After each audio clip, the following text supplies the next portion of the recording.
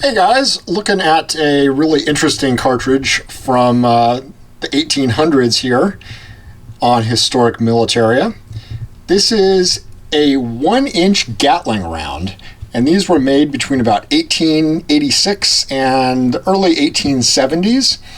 And just for the sake of comparison, here are some standard Gatling gun rounds in 4570, which was also the standard U.S. military cartridge during the 1860s into the 1870s, and indeed probably until the Spanish-American War. So right around 1900 is when it was getting phased out, although the 4570 is still with us in a lot of lever actions, a lot of hunting guns, a lot of folks still shoot them, still widely available and popular as a caliber. But these are tinned cases that were made by the U.S. military at Frankfurt Arsenal in about 1893, 1894, and you'll see those through about 1895-96.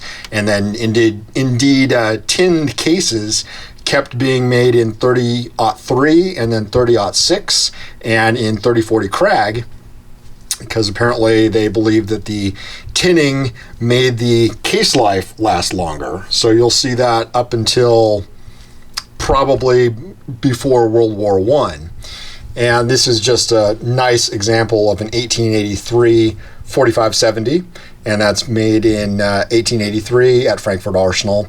And this actually came out of the original box of cartridges, so it is in basically unissued condition. But the real interest, of course, are the 1-inch Gatlings, and these are pretty rare to see today. You really don't see a lot of these cartridges floating around. This is a live example, so I don't know that I'd want to go throwing it around too much. I'm not sure what kind of boom it's still got after all these years, but I don't want to find out the hard way. Now, this one has some pretty interesting features about it. At that time, cartridges were not made with your typical center fire that you will see on something like this. You know, this is readily identifiable to most people as a center fire cartridge. This one looks like a rimfire, but it is in fact not. It's called a Benet inside primed cartridge. Now, it is a typical center fire cartridge, and inside here is a center fire primer, but it is actually held in place. You can see these crimps right here. There's one crimp, and turn it over, there's another crimp. It holds an anvil inside the lower part of the cartridge casing where the firing pin would detonate through this, deform this, and hit that primer, and then detonate it.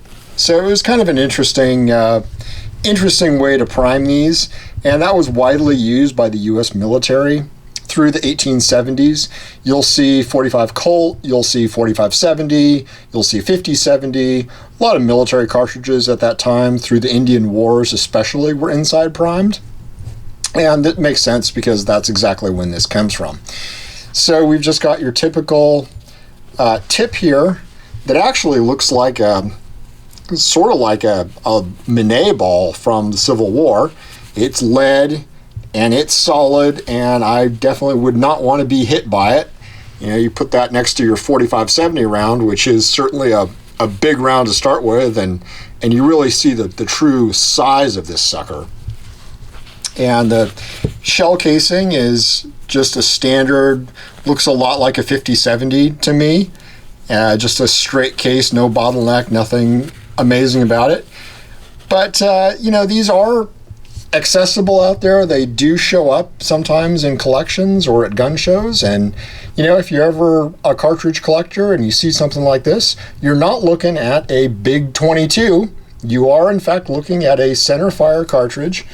And it is definitely a rarity because only about 50 to 100 guns were made, as far as I understand. They were made by Colt, and they were kind of disappointing in just how heavy they were, and really not that much better than your 4570 Gatling, which would throw out a lot of shells a lot quicker, certainly with a lot less use in ammunition and lead and heft.